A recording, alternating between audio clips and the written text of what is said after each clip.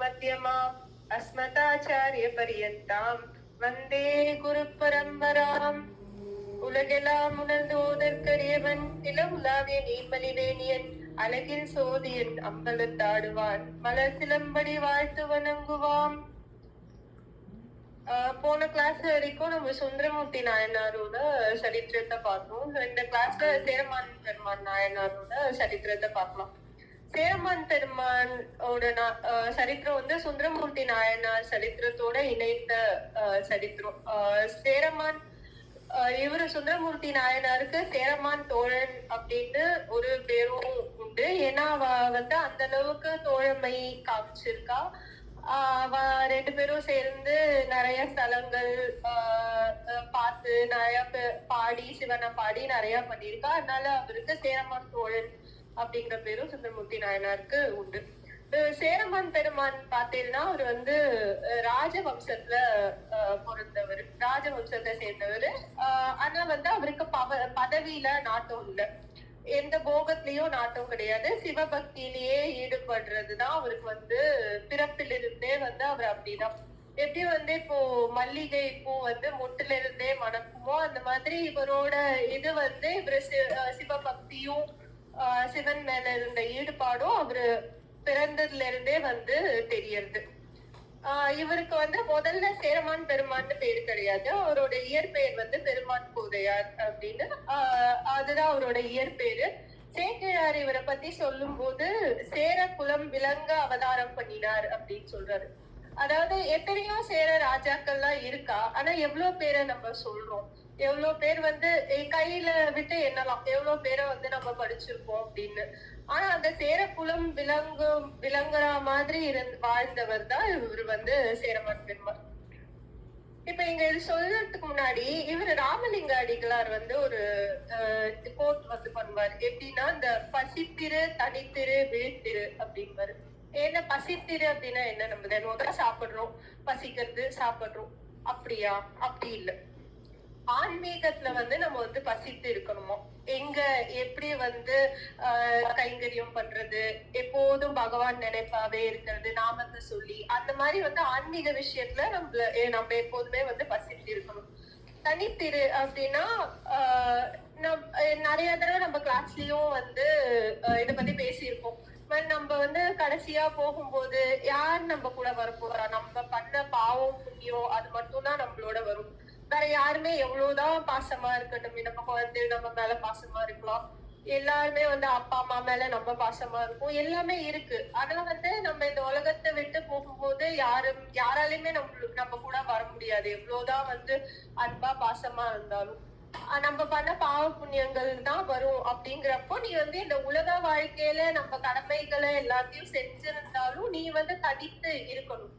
அந்த தனிமைதான் உனக்கு வந்து கடைசியா இருக்க போகுது அப்படிங்கறத சொல்றாரு. அதுக்கப்புறம் விழித்திரு அப்படின்னா இந்த உலக வாழ்க்கையில வந்து போகத்துல வந்து மாட்டிக்க கூடாது. அதுக்காக நீ உன்னோட கடமைய செய்யாமலும் இருக்க கூடாது. நீ உன்னோட ரோல் ஒரு ஜென்மத்திலயும் உனக்குன்னு ஒரு ரோல் வந்து பகவான் கொடுத்திருக்காரு.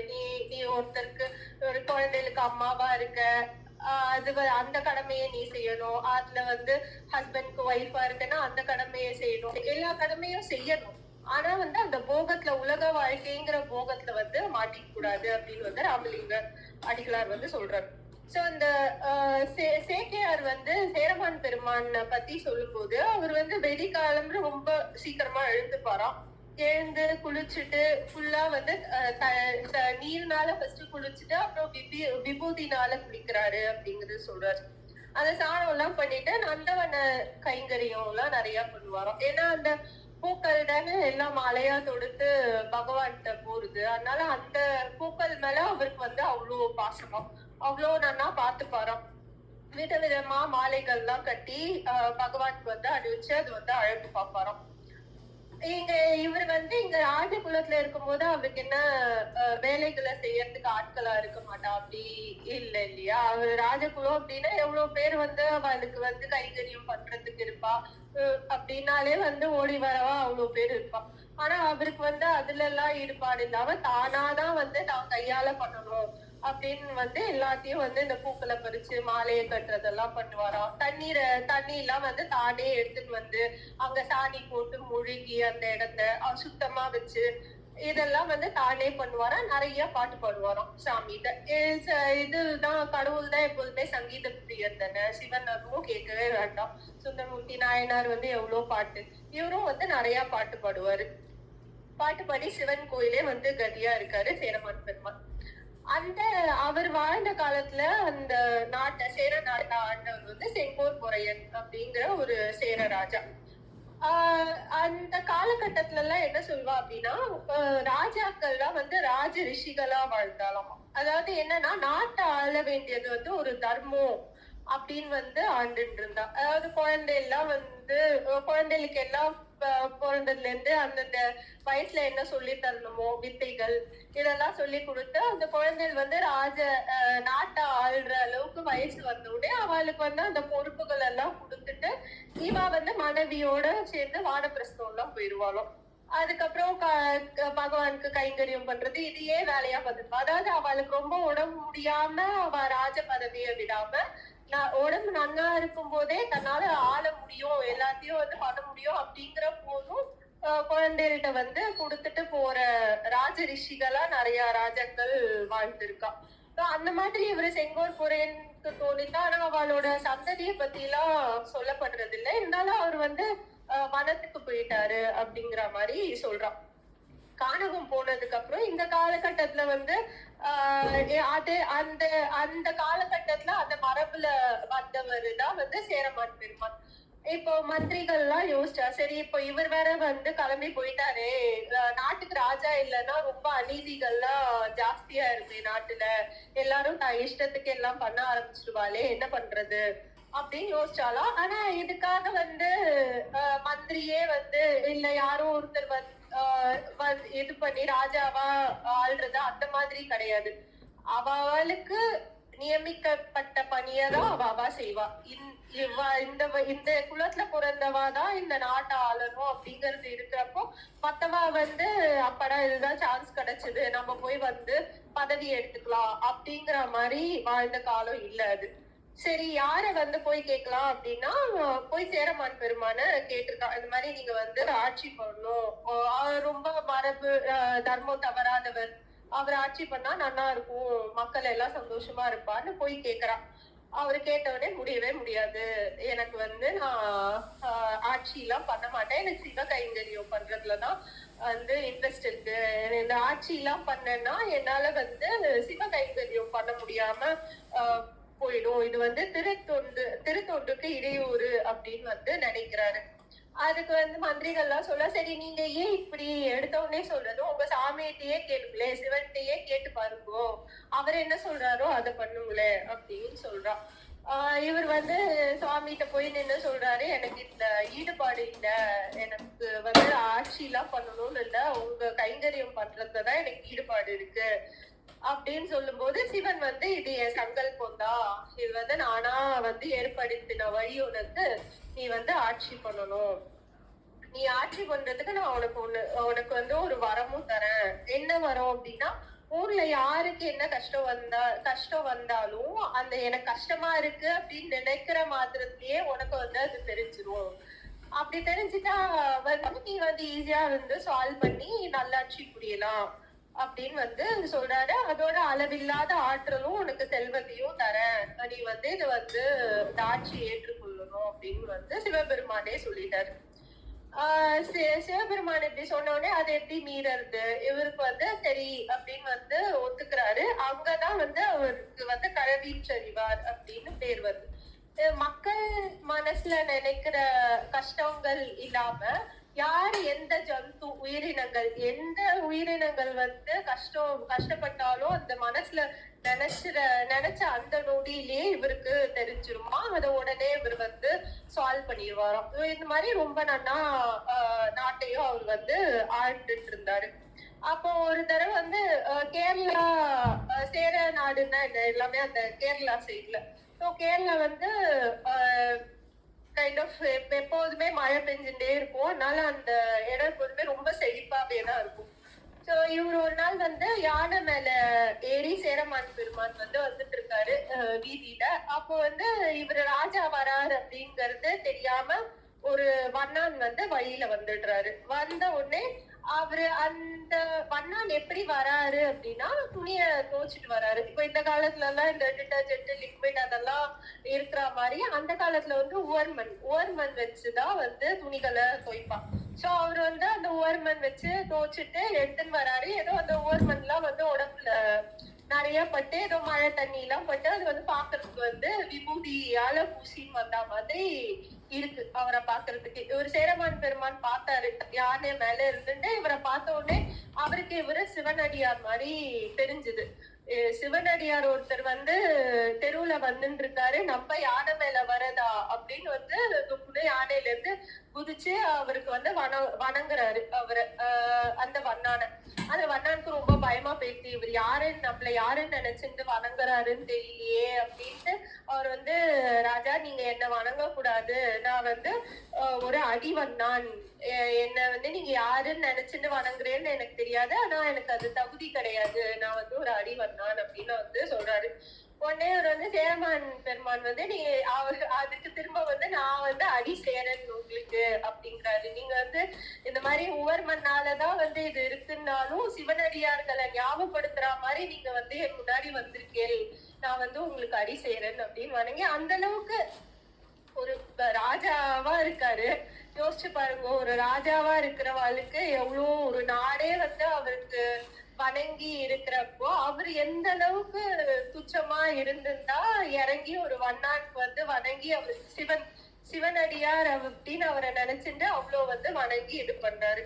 அந்த ஊர்ல வந்து மக்கள் எல்லாம் வந்து கஷ்டமே இல்லாம எல்லாரும் சௌக்கியமா இருக்கா. எப்படி கஷ்டம் வரும், அதான் அவருக்கு கஷ்டப்படுறோமோ அப்படின்னு மனசுல நினைச்ச உடனே இவருக்கு தெரிஞ்சு போயிடுறது சிவனும் வந்து அருள் புரியுறாரு, செல்வத்துக்கு குறைச்சல் இல்ல, மக்கள் எல்லாம் ரொம்பவே சந்தோஷமா வந்து அங்க இருக்கா.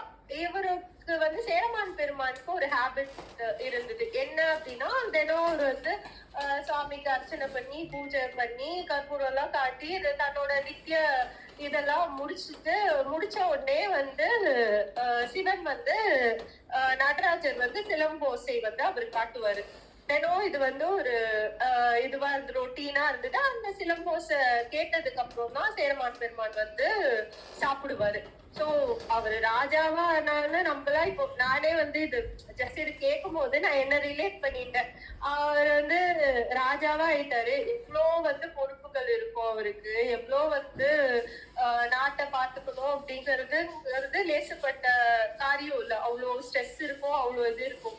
அப்படியே வந்து நான் வந்து ராஜாவாயிட்டேன், மேல எனக்கு வந்து டைம் இல்ல அப்படின்னு இல்லாம நான் ராஜாவா ஆனாலும் நான் சிவனுக்கு கைங்கரியம் என்ன பண்றேனோ அது வந்து நான் பண்ணிட்டு இருக்கேன் அப்படிங்கிற மாதிரி பண்ணிட்டு இருந்தாரு. இப்போ ஒண்ணும் இல்ல, ஒரு வீட்டுல வேலை பார்த்துட்டு ஆபீஸ பார்த்துட்டு இதுக்கு இந்த மாதிரி ஸ்பிரிச்சுவலா கேட்கறது பண்றது டைம் இல்லைன்னு சொல்லிட்டு அலையிற நானே அதுதான் வந்து ரிலேட் பண்ணிட்டேன். அவதான் அவ்வளவு பெரிய ராஜாவா இருந்தா அவரு வந்து சிவ கைங்கரியம் பண்ணிட்டு அவளுக்கு இல்லாத டைம் என்ன நம்மளுக்கு வந்து இல்லாம போயிடுது அப்படிங்கிற மாதிரி எனக்கு கேட்கும் போது தோணிட்டு அது. அதுக்கப்புறம் வந்து ஒரு நாள் இந்த மாதிரி தினம் அவருக்கு காமிச்சிட்டு இருந்தாரு, சிறப்பான ஆட்சி பண்ணிட்டு இருக்கிறப்போ ஒரு நாள் மதுரையில இருந்து ஒருத்தர் வந்தாரு.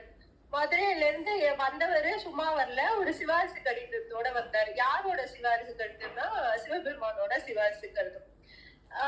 நம்ம வந்து இந்த புராணம் வந்து திருவிளையாடல் புராணத்துல வருது. அந்த வந்தவர் யாருன்னா அவர் வந்து பானபத்திரர் பத்தி திருவிளையாடல் புராணத்தை நம்ம படிச்சிருக்கோம். திருவிளையாடல் புராணம் நான் படிச்சது இல்ல, ஆனா எனக்கு அந்த சிவாஜியோட படம் வந்து இன்னும் கண்ணிலேயே நிக்கிறது. அவர் பாட்டு பாடினது, அந்த பானபத்திரர் வந்தது, ஹேமநாத பாகவதர் பத்தி. ராஜா அவர் வந்து வந்திருக்காரு மதுரையில இருந்து. இப்போ வந்து ஜஸ்ட் ஒரு ஷார்ட்டா அவர் பானபத்திரர் பத்தி மட்டும் சொல்றேன். சோ அந்த ராஜசபைக்கு வந்து ஹேமநாத பாகவதர் வந்து இந்த மதுரையில இது அங்க ஹேமநாத பாகவதர்னு ஒருத்தர் வந்திருந்தாரு. அவரோட கேரக்டர் எப்படின்னா அவர் வந்து சங்கீதத்துல வந்து ரொம்ப பெரிய வித்வான். அவரை வந்து யாராலையுமே தோக்கடிக்க முடியாது, அந்த அடிக்க முடியாதுங்கிற கர்வமும் அவருக்கு வந்து நிறைய இருந்தது. சோ அந்த மாதிரி ஒரு ராஜா இதுக்கா வந்து போவாரு. எல்லாரையும் அங்க இருக்கிற பாடகர்கள் எல்லாம் வீழ்த்திட்டு அவளை வந்து கொத்தடிமைகளா ஆக்கிட்டு இந்த மாதிரி ஒரு படையோட ஒரு ஊரா போய் எல்லா ஊர்ல இருக்கிற பாடுறவாளையும் வந்து வீழ்த்தி தன்னோட புகழை பரப்பிக்கிறதுக்கு தான் அவரோட யூஸ்வலா அவரோட வேலை. சோ அவங்க வந்து எப்போதுமே இந்த மாதிரி நிறைய பேர் இருப்பா. ஆனா திருவள்ளுவர் சொல்றதுதான் இங்க எனக்கு ஞாபகம் வருது. என்னன்னா திருவள்ளுவர் என்ன சொல்றாரு, அடக்கம் அமருள் வைக்கும், அடங்காமை ஆறுருள் வைத்திடும். நம்ம என்னதான் வந்து ஒரு பெரிய இது வந்தாலும், என்னதான் ஒரு பொசிஷன் போனாலும் நம்மளுக்கு வந்து அந்த அடக்கம் இருக்கணும். அந்த அடக்கம் இல்லைன்னா அது வந்து சரியா இருக்காது. ஆனா அந்த அடக்கம் வந்து அவரு ஹேமநாத பாகவதற்கு இல்ல. சோ இந்த மாதிரி ஒரு ஊரா போயிட்டு இருக்கிறப்போ மதுரைக்கும் வந்தாரு. மதுரையிலயும் அதே ஸ்டோரி தான். அவர் வந்து யாரு வந்து என்ன தோக்கடிக்கிறாங்கன்னு பாக்கலாம், யாராலையுமே முடியாது அப்படின்னு மதுரையை ஆண்ட மன்னனுக்கு வந்து ரொம்ப சங்கடமா போச்சு.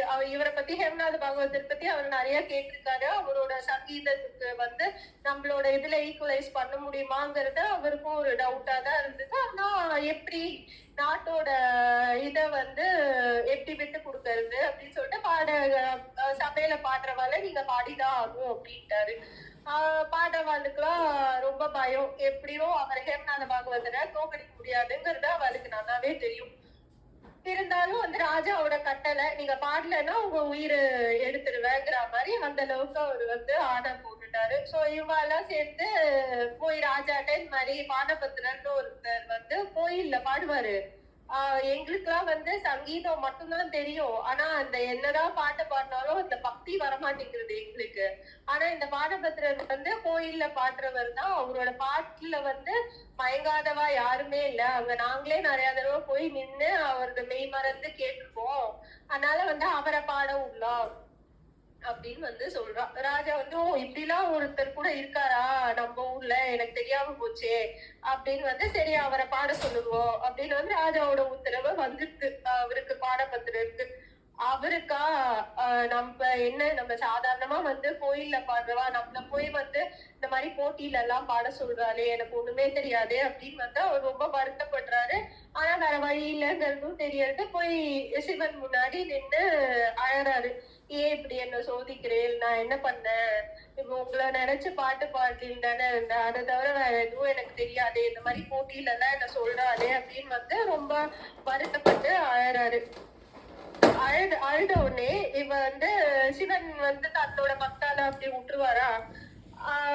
அன்னைக்கு வந்து நைட்டே வந்து பானபத்திரர் இருக்கிற இடத்துக்கு சிவபெருமான் வந்து மாறு வேடத்துல ஒரு வேடனா போய் அவர் வந்து பாடுறாரு. அவரோட பாட்டுல வந்து அப்படியே நடுங்கி போய் ஹேமநாத பாகவதர் வந்து யாருப்பா நீ இப்படி பாடுறிய, நம்மளுக்கு எனக்கு தெரியாது, எனக்கு இந்த பாட்டு வந்து மறக்கவே மறக்காது. சிவாஜி பாடினது பாட்டும் நானே பாவும் நானே, அந்த பாட்டு பாடி அப்படியே எல்லாம் உலகமே அப்படியே நிக்கிற மாதிரி காட்டும். ரொம்ப நல்லா இருக்கும் அந்த பாட்டு. சோ நம்மளுக்கே வந்து அந்த பாட்டு கேட்கும் போது எப்படி பாடியிருப்பா அப்படிங்கறத அப்போ ரியாலிட்டியில எப்படி இருந்திருக்கும், எல்லாம் நிக்கிற மாதிரி இருந்ததுன்னா அப்படின்னு தோணும்.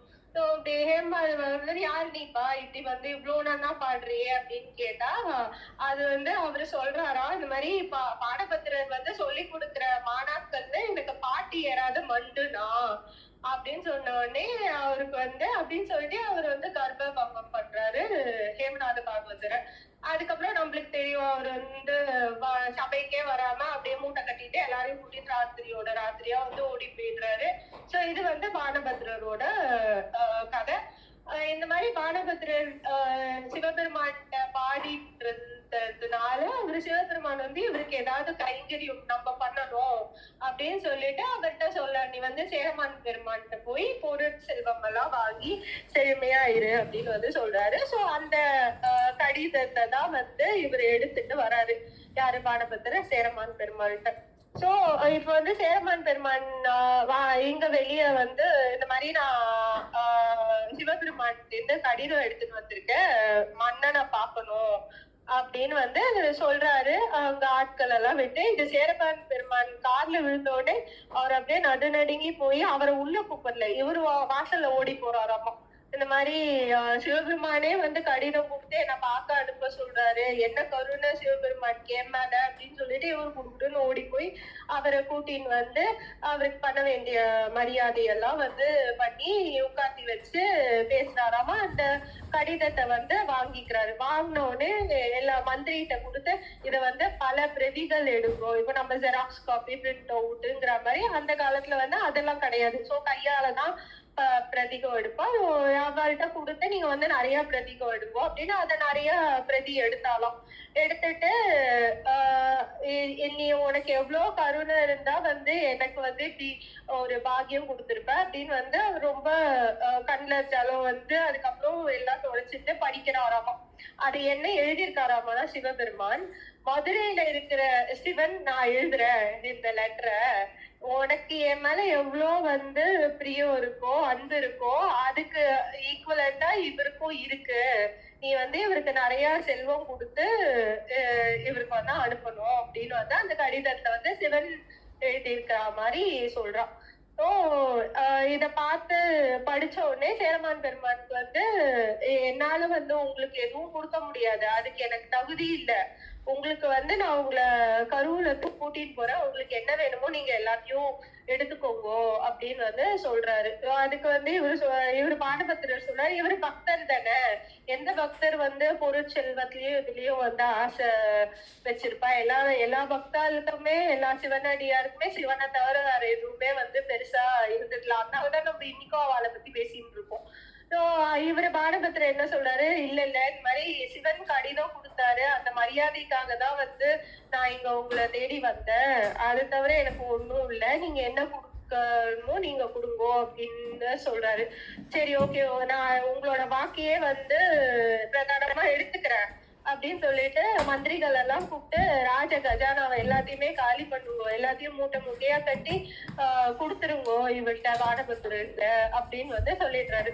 அதெல்லாம் சரின்னு எல்லா மந்திரி போய் வந்து எல்லா மூட்டையெல்லாம் கட்டி எல்லா கஜானாவெல்லாம் காலி பண்ணிட்டு வந்ததுக்கு அப்புறம் இவர் வந்து இதெல்லாம் வந்து சிவபெருமான் சொன்னாரு நான் கொடுக்குறேன், எனக்குன்னு ஒண்ணு ஆசையா இருக்கு கொடுக்கறதுக்கு, நான் கொடுக்கலாமா அப்படின்னு கேட்டா என்ன அப்படின்னா, பேசாம நீங்க இந்த ராஜ்யத்தை ஏத்து நடத்துங்களே, நீங்க ஆட்சி செய்யுங்களே, உங்களுக்கு நான் வந்து அடிமையா இருந்துட்டு போறேன் அப்படின்னு சொல்றாரா சேரமான் பெருமான்.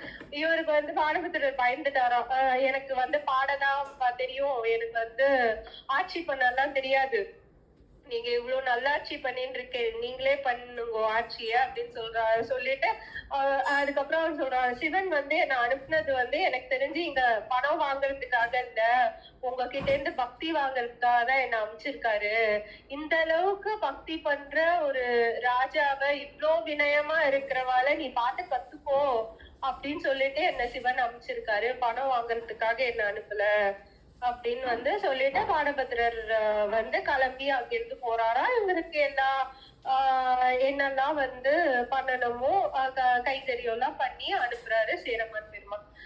இது முடிஞ்சுட்டு ஒரு நாள் வந்து எப்போதும் போல இவர் சேரமான் பெருமான் சிவன் மேல பாட்டு பாடுறது, அவருக்கு பண்ற பூஜை எல்லாத்தையும் தினமும் மாதிரி பண்ணிட்டே இருக்காரு. அவர் ஒரு நாள் பண்ணிட்டே இருக்கும்போது பண்ணி முடிச்சதுக்கு அப்புறம் சிலம்பொலி வந்து கேட்கல அவருக்கு.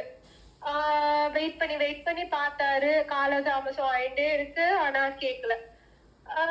ரொம்ப நாழி ஆனதுக்கு அப்புறம் இவருக்கு வந்து என்னடா இது இன்னைக்கு வந்து நம்மளுக்கு சிவன் வந்து சிலம்பொலி காமிக்கவே இல்லையே அப்படின்னு வந்து அவருக்கு தோணல. நம்ம என்ன இன்னைக்கு தப்பு பண்ணிட்டோம் சிவ பூஜையில, ஏதாவது போமா சிவனுக்கு நம்மள சிவன் வந்து தன்னோட சிலம்போசைய காட்டிதான் தான் இருக்கார் அப்படிங்கறது சொல்லணுங்கிற அவசியம் இல்ல, இருந்தாலும் வந்து தினம் நம்மளுக்கு வந்து பண்ணுவாரு, இன்னைக்கு நம்ம என்ன சிவ குத்தம் பண்ணிட்டோம் பூஜையில அப்படின்னு சேரமான் பெருமானுக்கு ரொம்ப வருத்தம் ஆயிடுது.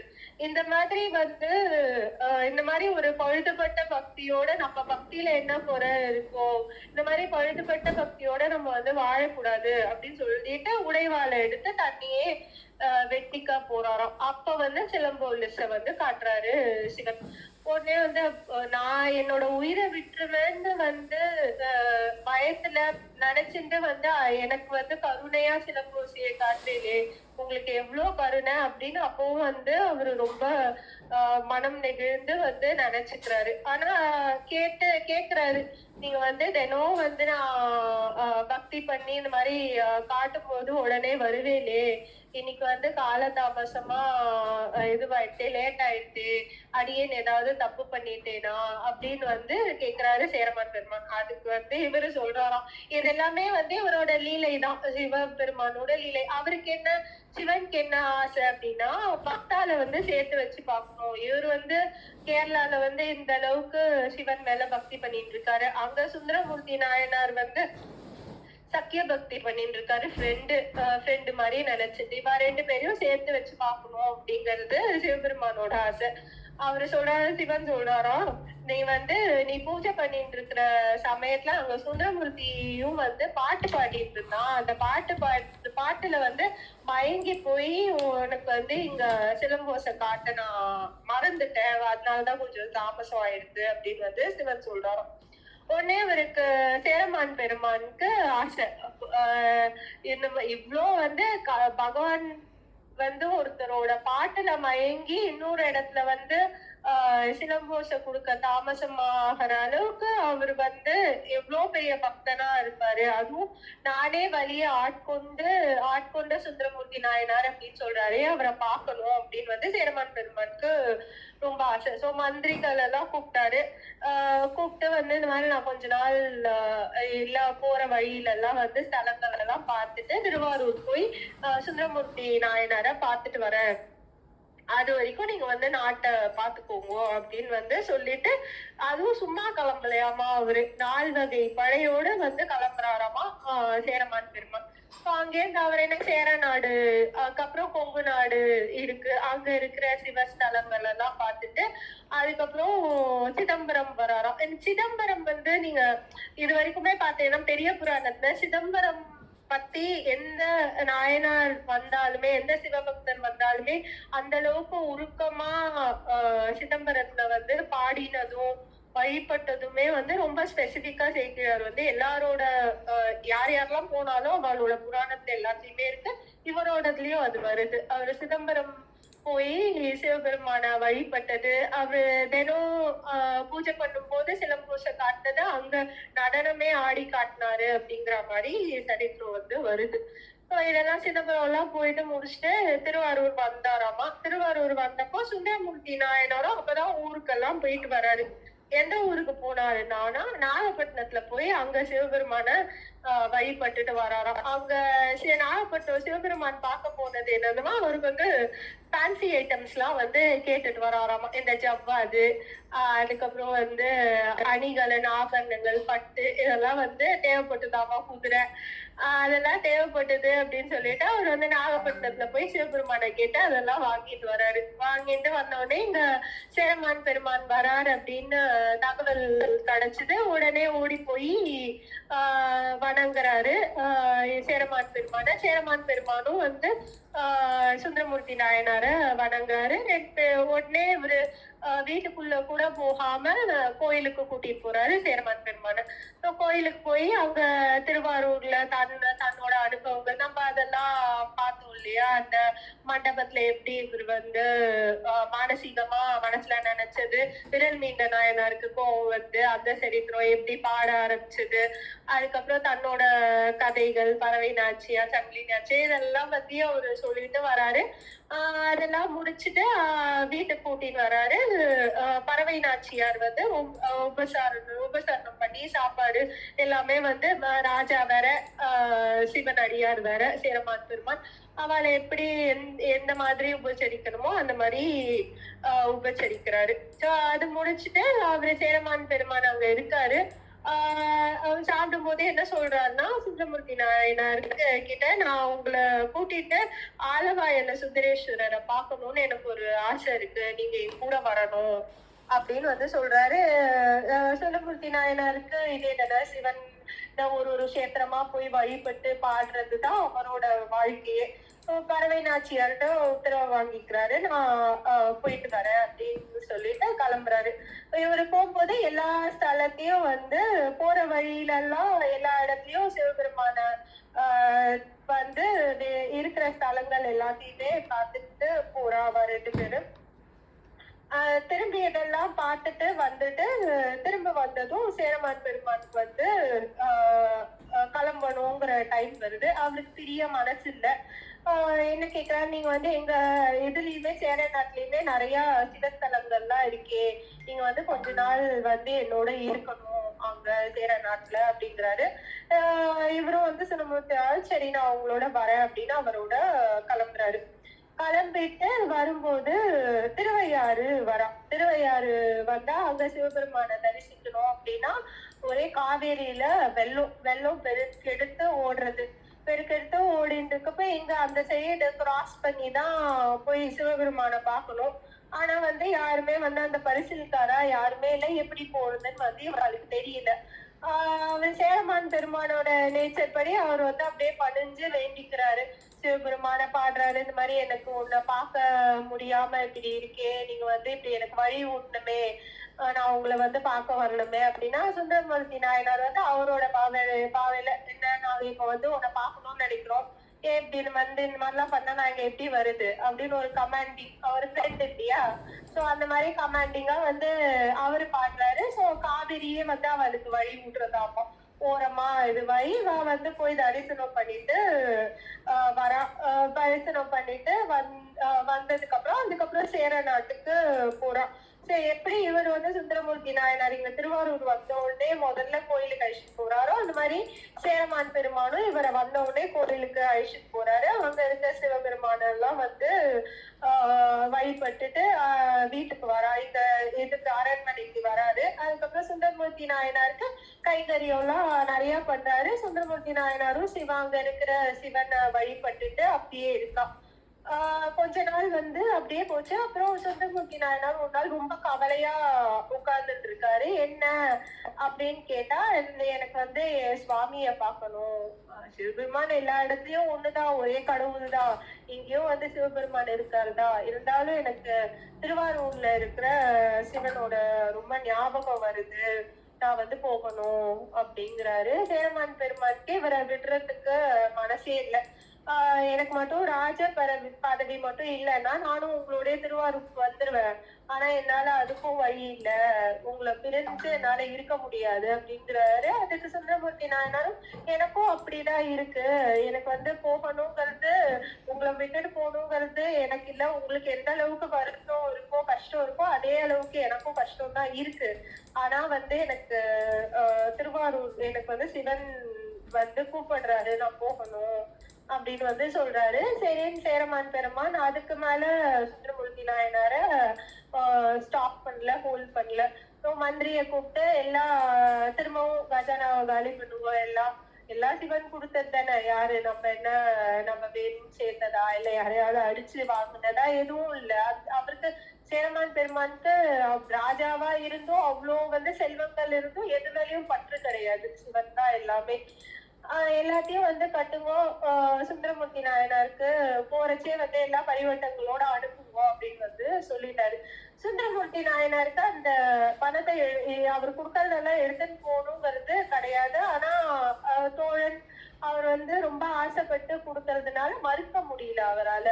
சரின்னு சொல்லிட்டு கிளம்புறாரு. இது வந்து கிளம்பி எல்லாரும் வந்துட்டு இருக்கா. இப்ப வந்து சிவனுக்கு வந்து ஒரு என்ன சொல்றது ஜெலசின்னு சொல்லுவோமா, அது என்ன சொல்லுவோம், அது எப்படி நீ வந்து நீங்க இந்த சுந்தரமூர்த்தி நாயனாரோட சரித்திரத்துல ஃபுல்லா பார்த்தாலே அவர் வந்து சிவனை தவிர வேற யார்ட்டையுமே கேட்க மாட்டாரு.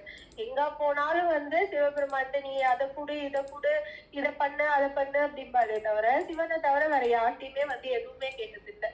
ஸோ இப்போ வந்து சிவனுக்கு நீ எப்படி வந்து அவர் தான் கொடுக்குறாரு அப்படின்னா நீ எப்படி அதை வாங்குவ, நீ என்ன தவிர வேற யார்கிட்ட வாங்கலாம் அப்படின்னு வந்து அவருக்கு வந்து தோண்டி போய் அவரு கனபூதங்கள் எல்லாம் கூப்பிட்டு நாங்கெல்லாம் வந்து நீங்க போய் வந்து வேடர் வேஷத்துல போய் வந்து ஒண்ணுத்த விடாதீங்க, திருநீரு ருத்ராட்சம் அதை தவிர எல்லாத்தையும் வந்து குடுக்கிட்டு வந்துருங்க, யாருக்கும் எந்த காயமும் படக்கூடாது, அடித்தடி எதுவும் இருக்கக்கூடாது, ஜஸ்ட் எல்லாத்தையும் இருக்கிறதெல்லாம் குடுக்கிட்டு வந்துருங்க அப்படின்னு வந்து அனுப்பிச்சு விடுறாரு. இவரை போறா எல்லா கணங்கள் சிவகணங்கள்லாம் வந்து வேடர் மாறுவேஷத்துல போய் இவர் சுந்தரமூர்த்தி நாயனாரோட குரூப்ல இருக்கிறவாள்கிட்ட எல்லாத்தையும் புடிங்கின்னு வந்துடுறான். ஒண்ணுத்த விடாம புடிங்கின்னு வந்த உடனே சுந்தரமூர்த்தி நாயனாருக்கு கோவம் வந்துட்டு. அதுவும் இது வந்து நடந்தது வந்து கோயில் பக்கத்துலயே. அவருக்கு வந்து செல்வம் பறி போயிடுது அப்படிங்கிறது கிடையாது. எப்படி வந்து சிவன் நீ இருக்கிறப்ப உங்க கோயில் பக்கத்துலயே இந்த மாதிரி ஒரு இதெல்லாம் நடக்கலாம் அப்படின்னு வந்து அவருக்கு ரொம்ப கோவம் வருது. கோவம் வந்து அவர் எங்க கிட்ட போறாரு கண்டிப்பா அவரு அடுத்தது. அதுக்குள்ள வந்து பிள்ளையார் வந்து குடுக்குடுன்னு ஓடி வராராமா அங்கேருந்து. நீங்க வந்து இதெல்லாம் வந்து என் அப்பாவோட வேலைதான், நீங்க வந்து திட்டிராதீங்க திரும்ப அவரை. அவர் வந்து இது வந்து திருடர்கள் பண்ண செயல் இல்ல, இது திட்டம் போட்ட பண்ண திட்டுதான். அவர் ஏதோ ஒரு இதுல வந்து சிவபெருமான் இதை பண்ணிட்டாரு, நீங்க வந்து அவரை கொஞ்சம் துதிச்சு பாடுங்கோ, திட்டி பாடாதீங்க அப்படின்னு வந்து சொல்றாராமா பிள்ளையாரு வந்து. இவரே வந்து எப்ப பார்த்தாலும் சாப்பிட்டுட்டு இருக்கிறாரு அப்படி இப்படின்லாம் வந்து பிள்ளையாரையே இதுக்கு முன்னாடி இதுல எல்லாம் திட்டிருக்காரு. சுந்தரமூர்த்தி நாயனார் பாடும்போது பிள்ளையார் வந்து இப்படி சொல்றாராமா. இது வந்து சிவபெருமானுக்கும் தெரிஞ்சு போச்சு. சரி மூத்த பிள்ளை வந்து நம்மள போட்டு கொடுத்தாச்சு சுந்தரமூர்த்தி நாயனார்கிட்ட. சுந்தரமூர்த்தி நாயனாரும் வந்து சிவபெருமான துதிச்சு பாடுறாராமா. துதிச்சு பாடின உடனே அங்க மலையாட்டம் வந்து செல்வம் வந்து திரும்ப வருதான். நான் வந்து உங்ககிட்ட இருந்து பறிச்சுட்டேன், ஆனா அதுக்கு 2 மடங்கா கொடுத்தேன் அப்படின்னு வந்து சிவபெருமான் சொல்றாரு. அதுக்கப்புறம் எல்லாத்தையும் எடுத்துட்டு இவர் வந்து ஊருக்கு வந்துடுறாரு. திருவாரூருக்கு திரும்ப சுந்தரமூர்த்தி நாயனார் வந்துட்டாரு. ஸோ இதோட இன்னைக்கு இதுதான் சேரமான்